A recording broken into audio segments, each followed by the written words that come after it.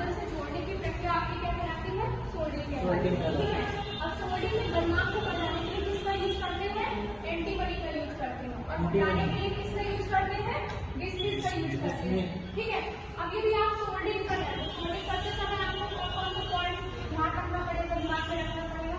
पहला, जो हम सोल्डर यूज कर रहे हैं और जिस सतह पे हमें सोल्डरिंग करना है वो आसानी से वहाँ पे पूरी तरह से फैलना चाहिए या हमको उसको फैलाना चाहिए। ठीक है, इसके बाद जो जोड़ हमारा बनना चाहिए या जोड़ जहाँ पे सोल्डरिंग कर रहे हैं वो कैसा होना चाहिए? मजबूत होना चाहिए। और एक पॉइंट आपको कौन सा और बताया है? एक और बताया ना उसको पॉइंट, अपनी ट्राई कर लेके बताया ना आपको, एक पॉइंट और बताया है